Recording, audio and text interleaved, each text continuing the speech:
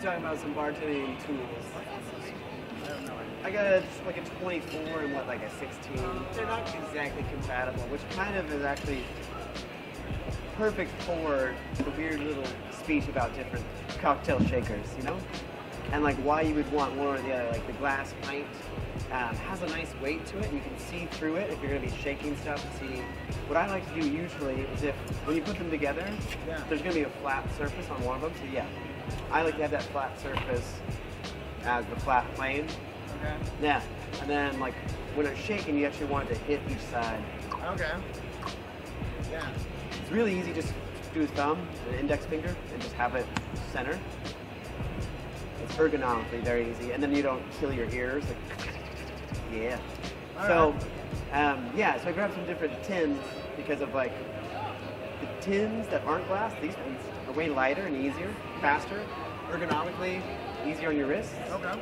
But the glass one that you have, yeah, it is nice to see what's in there, the ingredients, how they're doing. So if you're hand shaking some cream, opposed to aerosol whipped cream, which is very structured, very rigid, you can see what I'm making fluidity is like. Okay. Yeah. Have you ever hand shaken cream? No. Cream goes into the thing. In here? Maybe halfway.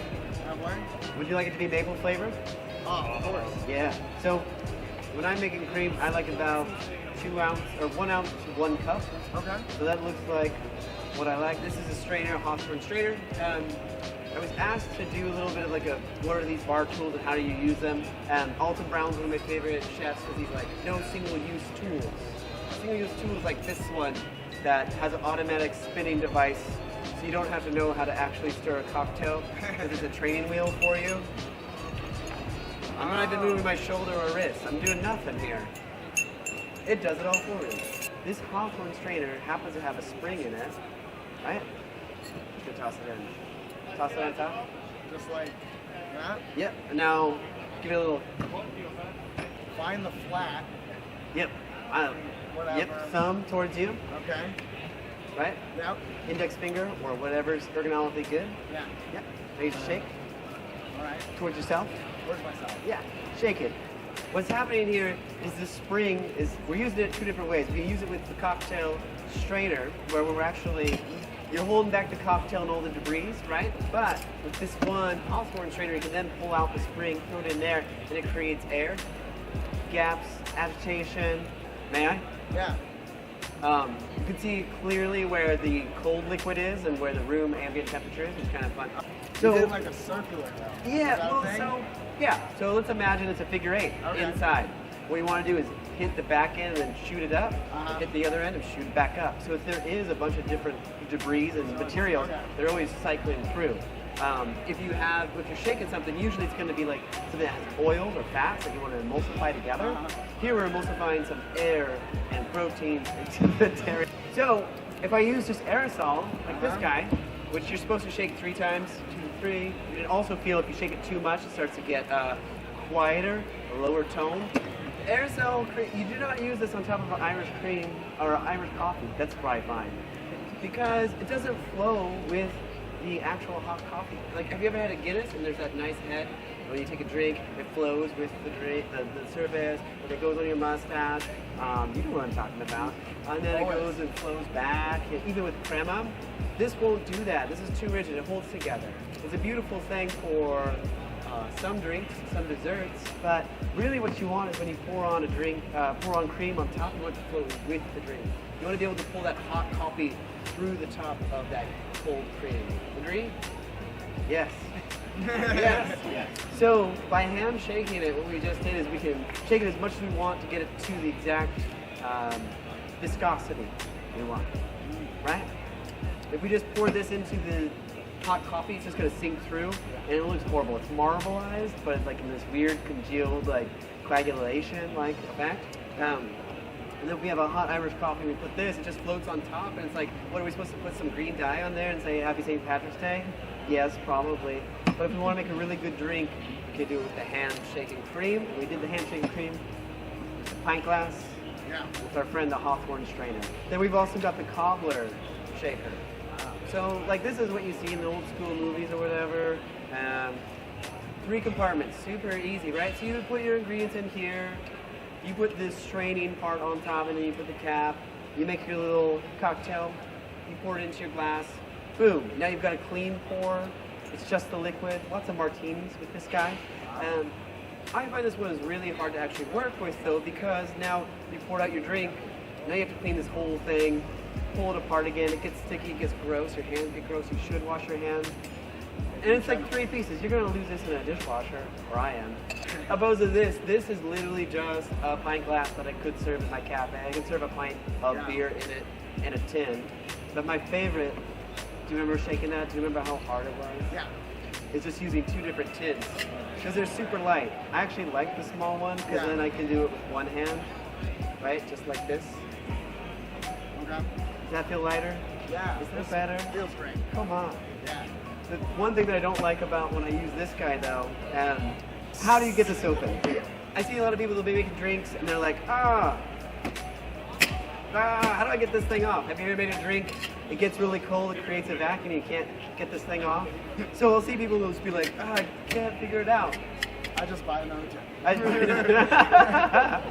The easiest way to get it off, and you can hold that with your left hand lower. Which hand are you dominant with? Oh, none. Do you know how to tell time, like if you had a wristwatch with the hands and the thing? Yeah. Okay. So we're gonna look at it like it's a clock face. We're gonna say this is noon, this is 3, this is 6 o'clock. Okay. So you're gonna look at it actually that way. I'm just letting them see it, right? Okay. So have it face 6 o'clock towards you. Okay. Right? So then what you're gonna do is you're gonna put one hand at 3 o'clock. Put your finger on the very, very top, as high as you can. All right. Then your other hand, you're gonna hit it at 6 o'clock or 9 o'clock. Did it come off? Yeah, it came off. Yeah, it was actually really easy. Yeah, So you're like making this drink, and like you're shaking it, it gets all cold, and then it gets like, I can't. You're trying to get it open or whatever, you're hitting it. It's just easier just to pretend clock face. It points towards you. You have one hand on one side, one hand on the other. That's it. You want to hit with your palms. Yeah. Because your palm can actually absorb a lot of like pressure and a lot of pain. I learned that in self-defense. So again, you're making a drink, you're shaking it up. Right. I like to use 2 tins because it's lighter, easier, more ergonomic. You can do more, faster, easier, that's everything. But they get stuck. One hand on one side. Yeah. Hit the top of it. Don't hit it right here. Why? Because as this sits in here, that's the connection point. They're touching right here. What I want to do is not hit where it is. I want to hit above it because then that creates more bend and it throws air into the mix. Right. Bam. Wow. Pull it out. Yeah, right. These are 2 different strainers, and they have 2 different purposes. The first one that was invented was actually the Julep Strainer, and it looks like a little bit of a cup. It has some perforations in it.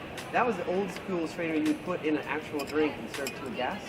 Before there were straws, there was Julep Strainers.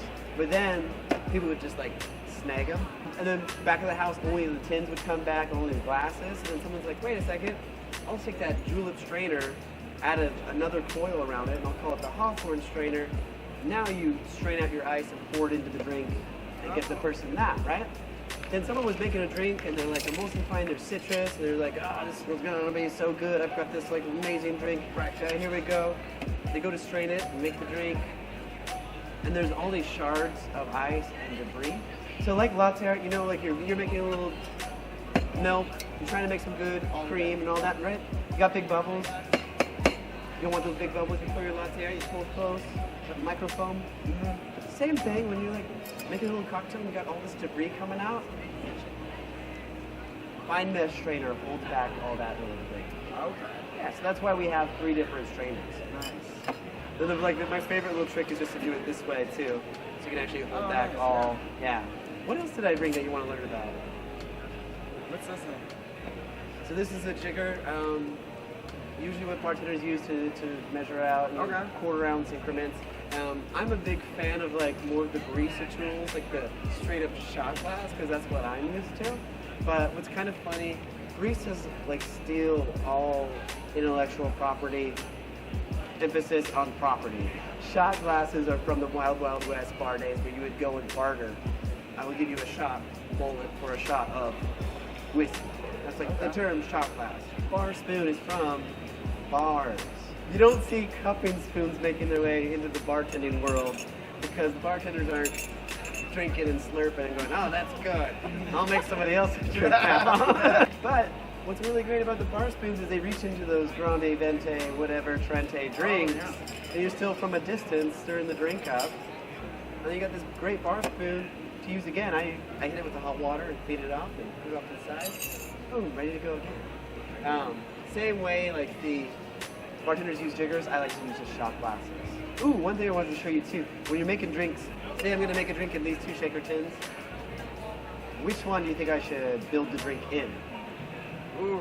Or does it matter? I feel like it's a trick question, but I feel like it's probably this one. Why would it be this one? Because you're going to put that one on top?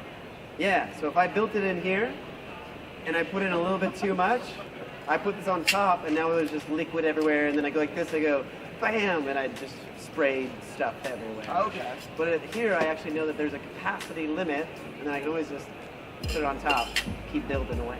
Okay. We were talking about this earlier. When I'm like coming up with dumb drink ideas, I usually use it in one of these mixing tins, because then I can see it's open top, I can stir, I can make whatever I want. And I always start with my cheapest ingredient first, in case I mess up or get crazy. So, spoons. I'm so glad you asked. The bar spoon has this fun little twist. We got 2 different types of spoons. This one does have the twist for a reason. It's ergonomic. It's so you can spin without actually doing much work with your wrists or fingers. You ever play drums? Anyone play drums? If you're playing drums, what's easier? To use your shoulders to be like, I'm so fast, or just to use your fingers? Probably your fingers, right? Just the fingers, way less movement. So when you're making a drink, you can just use just 3 fingers. And the way you pushing with down here, go that way, pushing with this to go this way, boom, boom, boom, boom, boom. Hardly any work at all. So that's why the bar spoon has the twist.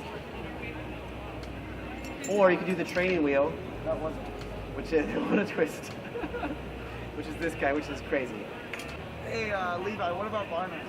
What's great about this simple little like $15 bar mat that you can get on Amazon, when you're making drinks or whatever, obviously it collects all your spills, so you don't have to worry about that gross stuff getting all over your counter. But then if you're making drinks and this is been used, you know, maybe I rinse it with a pitcher rinser or rinse it in the sink. You set it like that and it has a chance to drip dry, at least not adding liquid to your drink. That's why we have the bar mats. You want to learn about cutting fruit? Yeah. Okay, we have a couple different cuts. Obviously you have like a sharp knife, Yeah. just slicey dicey. Do you know much about the differences of these two? This one is a wheel designed for garnish, mostly. Not a lot of function. It adds some aromatics, it adds some visual contrast. Okay.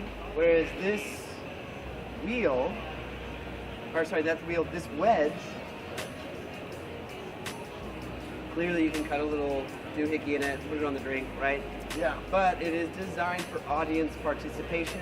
Say I make a drink, I'm like, well, I like it with this much citrus in it, or you know what, you can put your own darn citrus in there because I don't have time. You put a wedge on there and the person can take a sip and go, oh, this is good, but I want more lime acid. Oh, wow, why don't I just go ahead and just do it myself? Bam. You usually want it about as wide as a thumb or more, because guess what? You're gonna use a thumb to squeeze it together. But Another twist. another twist.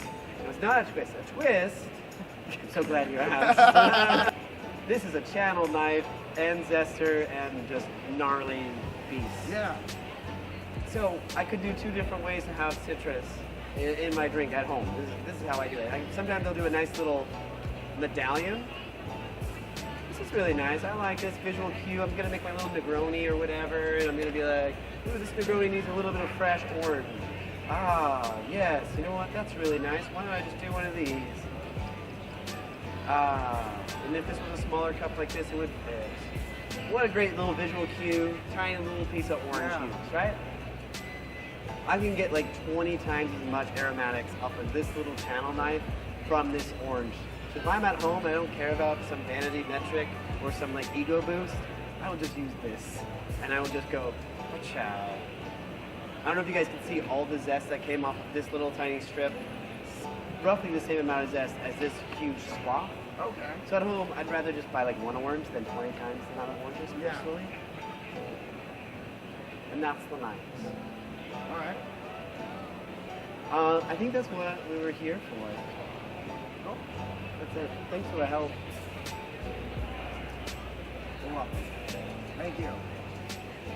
My pleasure.